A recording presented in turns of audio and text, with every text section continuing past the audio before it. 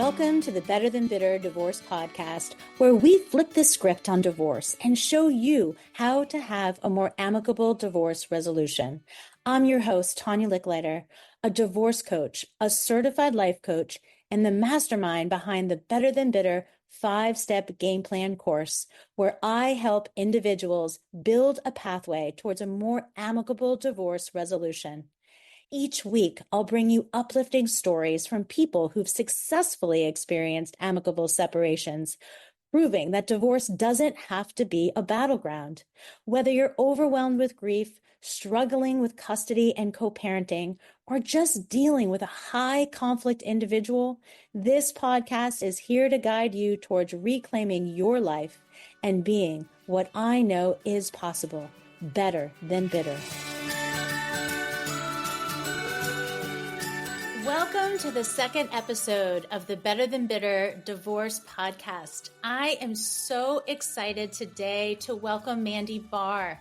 Mandy is a dedicated divorce concierge specialist with Vesta Divorce, and I myself are a Vesta Divorce professional, and so I'm super excited to be able to talk to Mandy today. She is actually located in Natick, Massachusetts, which is super close to me as well. So Mandy and I have so many friends in common, and I can't tell you enough about, how amazing it's been to be part of the Vesta Divorce Concierge group.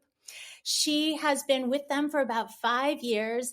And the most amazing thing about Mandy is that she herself has gone through an amicable divorce. And the way that we're interviewing our guests here is that we want to share stories for people not only who have gone through amicable divorces, but those that might have come from amicable divorces. So Mandy has such a unique story about her parents and how her parents got divorced and the differences between the way that she took her parents' divorce and her siblings, because I do think that's really powerful to share to our audience. And Mandy not only is a divorce concierge, but she's also an author. She's got 2 books. One is that she has developed the book called Divorcing, Here's What to Do Next. And that is coming out in January of 2025. And she's also the host of Dishing on Divorce, which is another podcast for you all to listen to. So welcome, Mandy. Oh my goodness. Thank you so much. What a lovely introduction. And I'm delighted to be here today with you. Well, Mandy, so I really just want to kind of get started a little bit more about Vesta, because before we get into that, I want people to know that you're not just somebody who had an amicable divorce, and you're not somebody who, came from an amicable divorce, but yet that you at Vesta really do support individuals through this process. So can you tell us a little bit more about Vesta? Yes, absolutely. It'd be my pleasure. It's so funny because I tell folks when I'm having concierge calls with them that one of the job requirements is to have gone through your own divorce. And people are sometimes surprised by that, but I'm like, how can you possibly be able to relate to the folks that you're speaking with if you haven't been on the same path? Right? Every divorce is different. So it's not taking a walk in their shoes, but just walking on that same path and being able to relate to the feelings and the frustration that goes along with trying to navigate the process. And when I went through my divorce back in 2007, Vesta didn't exist. So I made a lot of mistakes that I didn't even realize were mistakes until kind of like later on after I had gotten to the other side. I had to file for bankruptcy about 3 years after my divorce because I didn't have a CDFA. I didn't understand the importance of looking at my finances and planning ahead. So my goal is really to help empower individuals so that they have all the information that they need as they begin the process, wherever they are in it, which is why I do the work. And Vesta, 11 years ago, they started putting on educational programs. The 3 founders, they all were impacted by divorce in their own way. And they realized that there had to be a better way to get people through the process without it costing so much money, without it being so confrontational.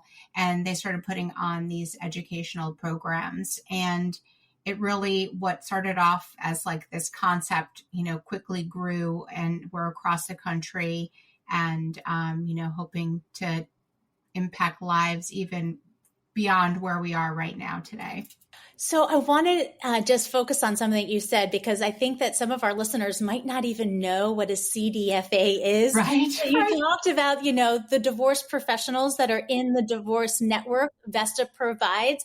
Can you talk a little bit about a CDFA or the different types of divorce professionals that Vesta has as part of their concierge group? Absolutely. Yes. You're so right. There's so many things that we say that we take for granted, right? Because we've been doing this work for so long. So a CDFA is a certified divorce financial analyst, and they are individuals who have a financial background, and, it's a special certification where they can help people with the division of their assets, which, whether it be, many or little, you're probably going to need to speak with somebody like that to help you with especially in a longer term marriage. And actually a CDFA can also be somebody who has a legal background, but typically it's folks that are in the financial space that earn that certification. And within each of our hubs, we try to have a complement of a variety of different professionals. So one is the mediator, because we're always encouraging folks to try to, mediate their case whenever possible. We do have a litigating attorney in the hub to provide that consulting aspect, somebody to review your document. In the case where couples can't divorce amicably, there's also, they can go that route. There's the financial professional, a coach such as yourself, or a therapist, and then our real estate team. Because as the realtors say, unless you're planning on living in the same house for the rest of your lives, if you're getting divorced, you have a real estate problem. So consisting of a mortgage professional and a real estate agent. And then we have a lot of other professionals, but they're not necessarily a requirement for the hub, such as like a parent coach or a forensic accountant or business evaluator. Well, just because of my positivist mindset, you said that some people have a real estate problem. I would say a real estate opportunity. Yes. So I think it's really just kind of coming to the table with understanding what your mindset is currently and looking at it as a problem or an opportunity. And I love the Vesta team. I've learned so much from being a part of so many of your hub calls and how everybody collectively works together, the real estate agent, the mortgage broker, the, legal advice, the CDFA, the coach. I love the fact that it's like collaborative, yet not a collaborative process. That's really important. And for the listeners who don't know what a true collaborative process is that the collaborative divorce process would be that you each have your own legal counsel. You sign an agreement that you will be coming to an agreement without going to litigation. Sometimes you have coaches in the room. Sometimes you have mediators in the room. Sometimes you have CDFAs all in one room, and you're signing a document that you will get to an agreement, but you are paying for all of those professionals to be in that room negotiating together. And if the case that you do not come to an agreement, then you actually need to start all over again. So that being said, the Vesta approach is very collaborative, yet you're not signing a piece of paper against that, saying that you are going to reach an agreement through this process with all these people. So I just wanted to clarify for people, collaborative in terms of an approach like Vesta versus collaborative law, which is a totally different approach. Yeah, they like some of the professionals will say the little C versus the big C, right? Oh, that's a great way of thinking about it. So I do want to dive in. So that's a little bit about Vesta Divorce. And I do want everybody who's listening in to check out vestadivorce.com, because it really is an amazing resource. And I know personally, I didn't have Vesta when I started my process. And I know Mandy, she didn't have Vesta when she started her process. And so many of my coaching clients just don't know even where to start. And although as a coach, I always say you should start with a coach, but yet you do also need to figure out who your support team is going to be. Check them out. I really do give them rave, rave, rave reviews because I wish I had them when I was starting my process. So Mandy, I want to really talk about, you, and I want to talk about your background. And first I want to talk about not your own divorce, but I really want to dive into your parents' divorce. Yeah.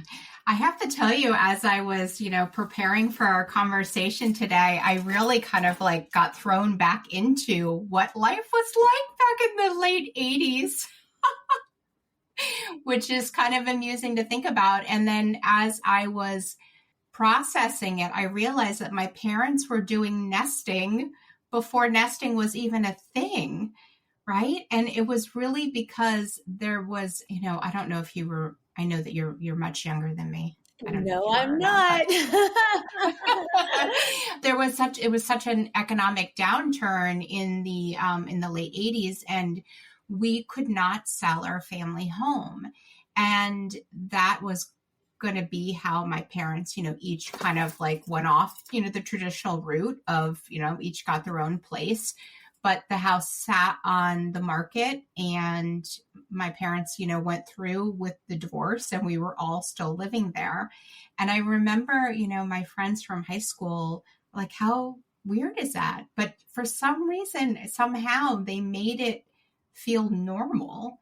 And, I think it definitely has skewed my idea of what normal is, right? Because it wasn't like this traditional life, but somehow in all the messiness of it, we made it work, and we still had family dinners, and we still did things together. But I think that because we all had to live together, it really made things easier when we did go our own way, in terms of already having established that we were still a family, even though my mom and dad weren't married anymore. So can I interrupt for 1 second? Because I have a couple of clarifications. So again, let's talk what nesting is, because many people don't really understand that there's a variety of different ways people can nest. And the way that you're talking about nesting and the way that I nest with my ex-husband are actually two different things. So tell me about what nesting was to your parents and how they either had on duty or off duty kid time. Like what were the boundaries? What were the, I don't know, rules of the household and how they were raising their kids together? So my parents, it's actually when I was remembering it, we had a 3-bedroom colonial. And so mom and dad each had their own room. And I remember there was a time when my mom and I were actually sharing the master suite together, and my dad and my brother had their own bedrooms. And then I remembered feeling like I'm not okay with this. And I ended up moving downstairs into the dining room that we converted into a bedroom for me. And so that we all kind of had our own quarters. But honestly, we still operated like a family. There weren't the boundaries the way that some people would put in place now, right? Where they would say, okay, you're on duty, Tuesday, Thursday, and then, every other weekend starting, Friday at 5 through Monday or whatever it may be. I think that they just divided it out as if they were still married. Someone would take me here, and then, my dad would do something with my brother, or, vice versa, however it worked out. But I think that because we didn't realize that it was this alternative way, right, of separating out your family, so there wasn't, I don't think, as conscious of a conversation about it as there would be today if folks were doing it. So the way that my ex and I nest, and just to clarify kind of the fact that there is no one way, and I want to make everybody who's listening clear, like there isn't one way of doing things. And the way that we nest is that we have a 2-bedroom, 2-bath apartment. We each have our own space in the house, but we don't actually do overnights the same nights. So I have the kids in the house Monday, Tuesday, and my ex is in the apartment Monday, Tuesday. He comes in on Tuesday night. He stays until Friday morning into the house, and I move into the apartment. And we have a lot of rules around like cleanliness and leaving food in the refrigerator for the next day. So if he gets in at Tuesday night and my son wakes up on Wednesday morning, there's food in the refrigerator for him for breakfast and lunch. So we're conscious about the groceries. We're conscious about cleaning up after ourselves. We're conscious about dividing and conquering anything that needs to get done for the kids on the days by which we are in the house and with them. And then outside of that, like sports and taking, going to their sporting events and things like that, we're sitting on the sidelines together. We're cheering on our kids at the same time. And like you, we had family game night. We have family dinner nights. Like we still get together and do things collectively. So you had said like, sharing or being like a traditional family. Well, there isn't really an idea of traditional family.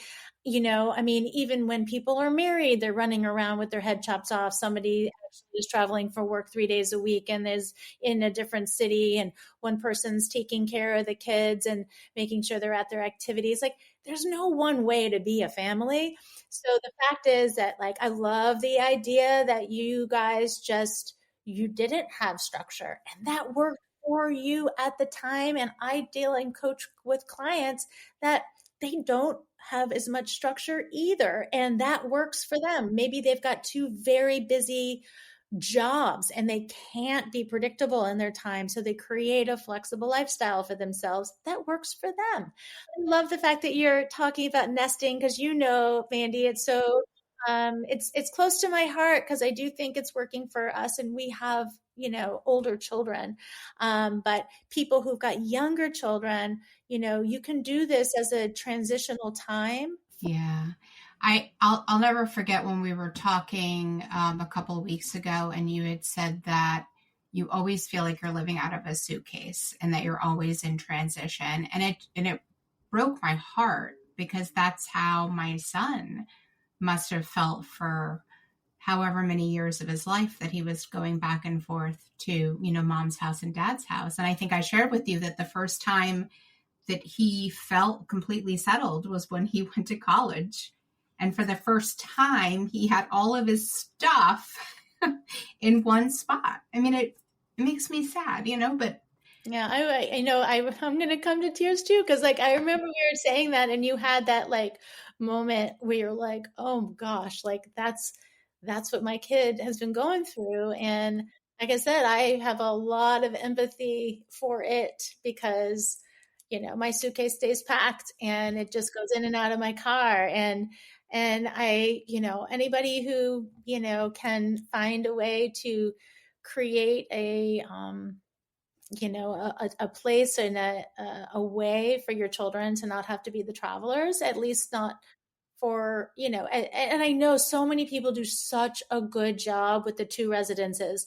They make sure that everything is double stocked. It's not like the cleats have to be in one house and another. They have 2 pairs of cleats. It's like some people can really, really do a good job of drawing some attention as to, or being proactive, as to like what the issues could be about feeling settled, and do a really good job of taking inventory and doubling down. But financially, like that's not easy for everybody to do, to buy 2 sets of cleats and 2 backpacks and, a full set of everything. So, you have to meet yourself where you are and what you're going to be capable of doing. So kind of like going back to like the feelings, and I loved, the fact that you had been able to draw back on some awareness. But when your parents were getting divorced or got divorced and they were still living under the same roofs, can you reflect on the confusion that might have caused you to trying to understand why 2 people who are still living together under the same roof and functioning like a more traditional family back then needed to get divorced? Yeah, I mean, I honestly think that it definitely left me always wondering, can they get back together? Could they get back together? And, as I shared in my little summary, they did end up getting back together for a very brief period of time after my son was born. But yeah, no, it was confusing. And I thought that I didn't think it was real. I thought that it was something that was just going to get resolved. Now, I mean, I also want to be honest with the fact that when this was all happening, I was so consumed with myself and where I was so involved in high school. I was, thinking about college and where I was going to go and looking at places. So I don't think that my parents' divorce affected me as much as it did my little brother, who is 5.5 years younger than me. And I think that it was probably more confusing for him because I was already consumed with myself, right? And like what my life was and trying to build my life.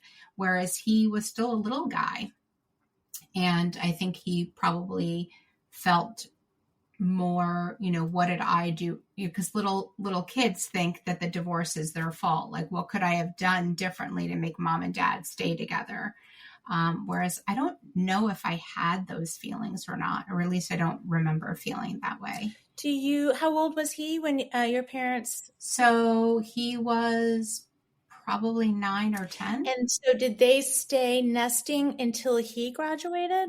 No. I mean, really, it was my parents only stayed in the same house out of necessity. It wasn't because they wanted to.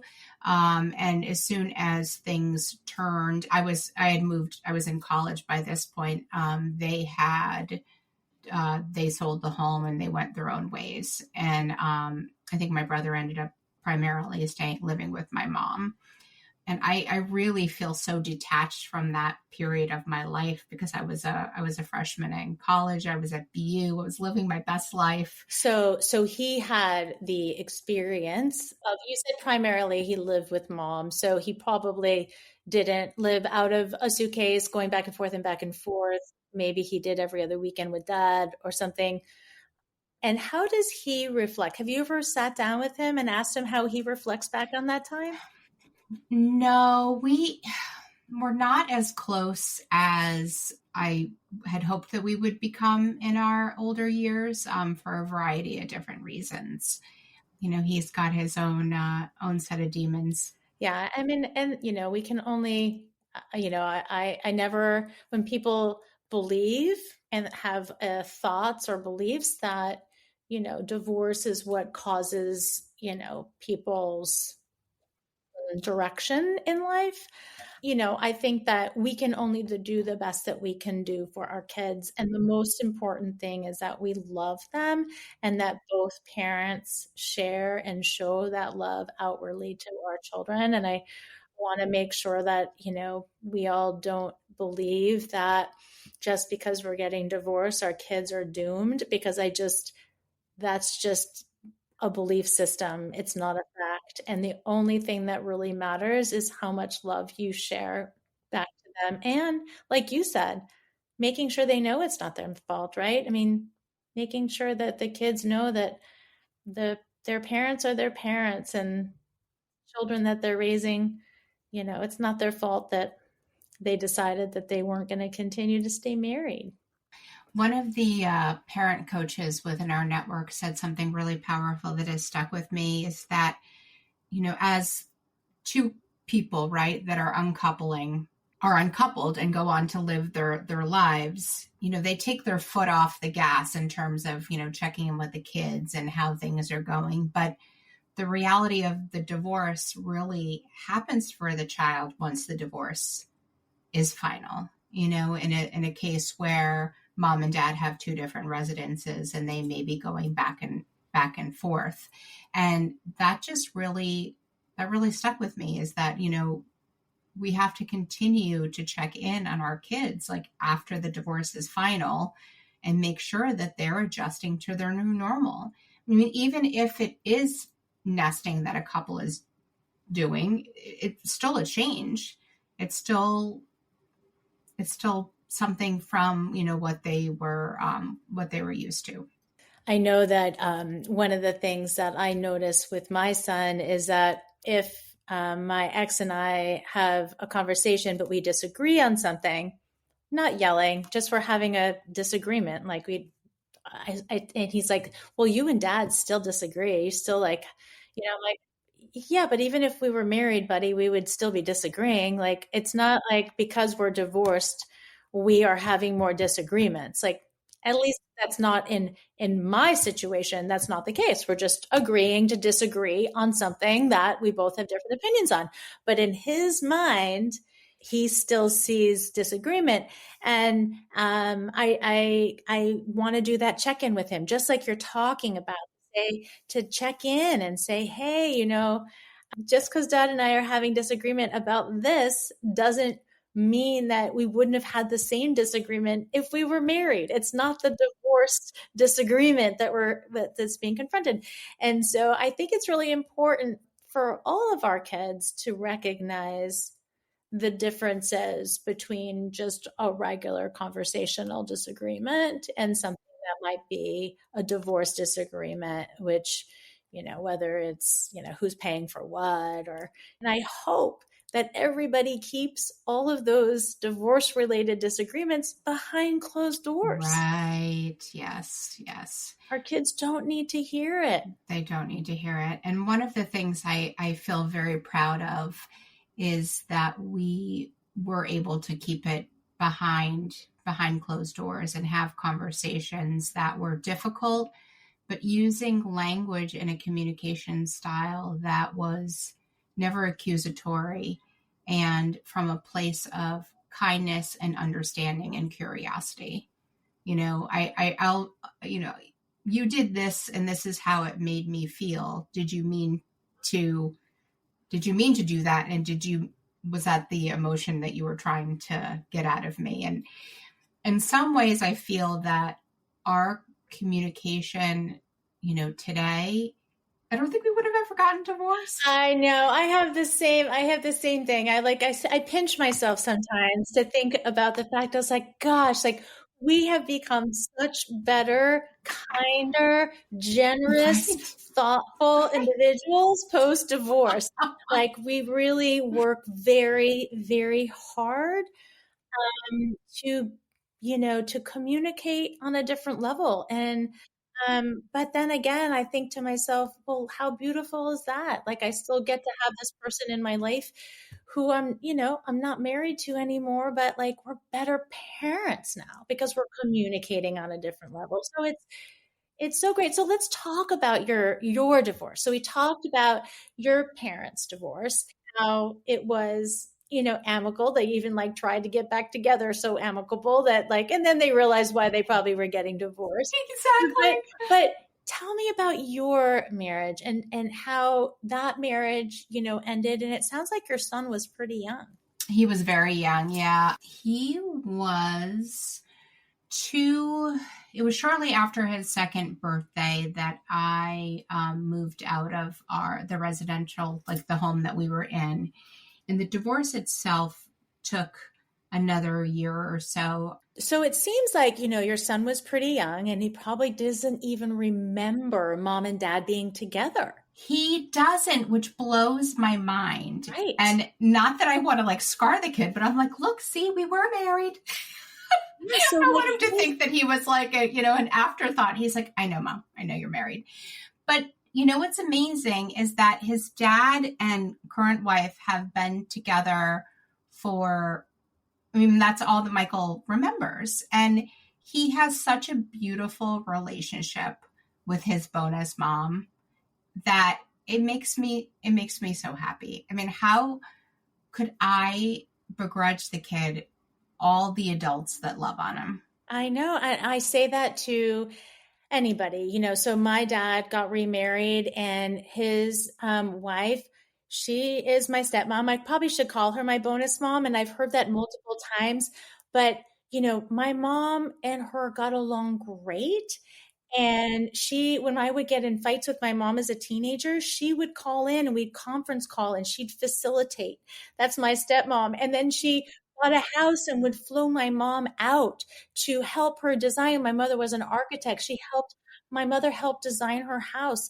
And the crazy thing is my dad didn't stay married to her. He went on and actually had another wife later on. I mean, they were married for like 11 years, but she is my kid's Grammy. Like she's the Grammy that my kids know. My mom passed before my kids were born. And so she's the Grammy they know.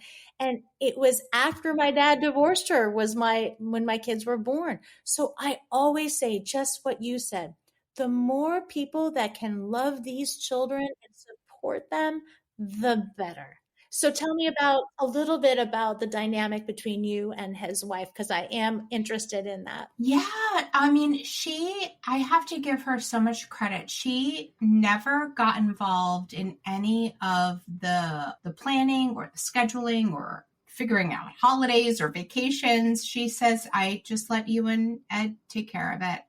And she really never got involved, which I think that with my personality, I don't know if I could have done the same. Right. So I give her mad props for that. And, she really treats Michael so well, like he is, a son to her. And they have, they have 2 kids together. And, it's not Michael's half brothers, they're Michael's brothers. And we never, in our language and how we talk about it, it's not, I don't know, it's just family. And we have even, they had Michael and I to the house a couple of Christmases. Like we had, Christmas morning breakfast together, which is lovely.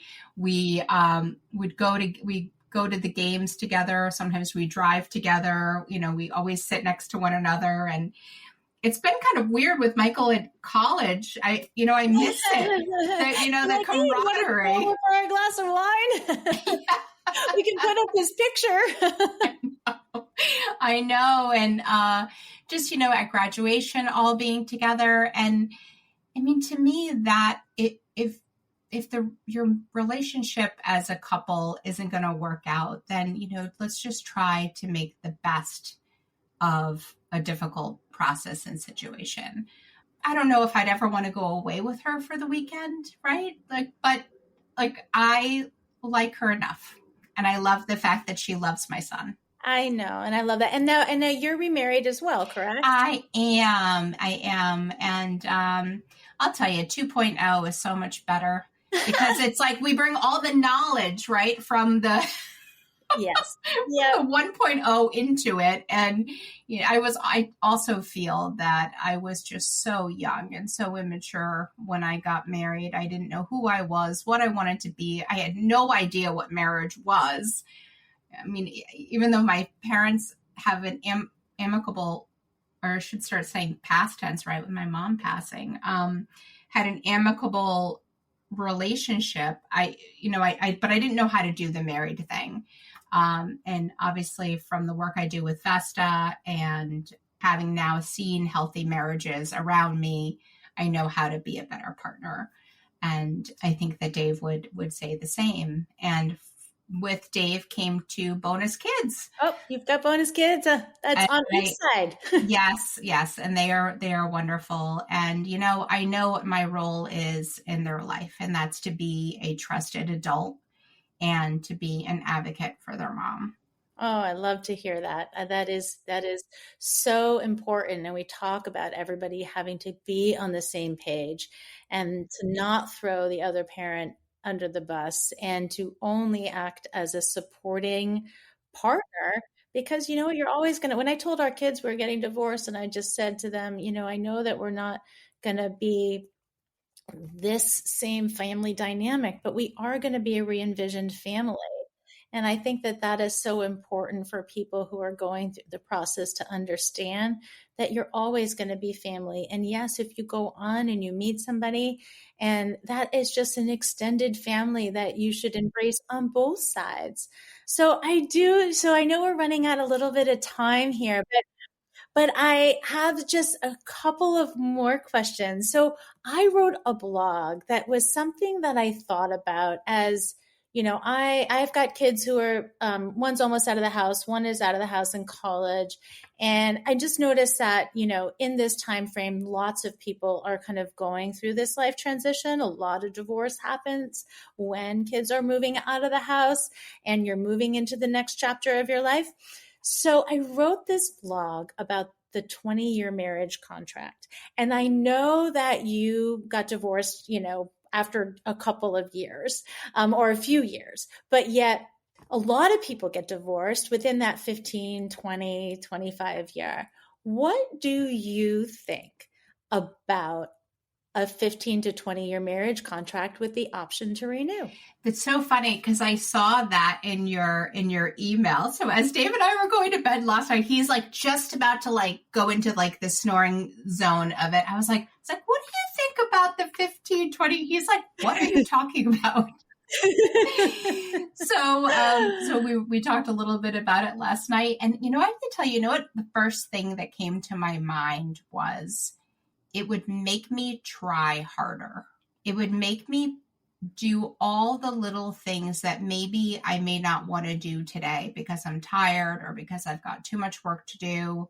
I would carve out that time and nurture my marriage and nurture our time as a couple, or try to plan date nights or work on my languaging, when we communicate, so that I'm not using accusatory words, right? And coming from a place of curiosity rather than judgment. It probably would help a lot of couples, really. Yeah, again, there is no right answer. I'm going to ask all of my guests that have gone through marriage, and some of my guests are just adult children of divorces and aren't married. But the ones that have been married, I am super curious. And the other thing is that we've made divorce so hard, and we have created such a stigma around divorce. And that, we feel, or some individuals might feel shame. Children of divorced parents feel like they need to drop their head and have a level of embarrassment because their parents are getting divorced when they walk through the hallways of school and people find out. How can we prevent all of that from happening? 50% of people who are getting married are getting divorced. So why are we making it so difficult to get divorced? And my idea around the 15 to 20-year marriage contract, and I know there is prenuptial agreements, but there are things that happen early on in marriages, like one person deciding to stay home to raise the kids. Well, if that's the case, put something on paper, because that is a decision you're making as a couple. And then, if one person is the financial supporter for 15 to 20 years, and then you decide to not renew on your marriage, there needs to be a reflection of that decision point by which there's compensation for that without hatred, or that a lot of people getting divorced who have been supporting another individual feel like, why should I give them my money? Right. And so anyway, I love the fact that you are coming from that position of, I'd work harder.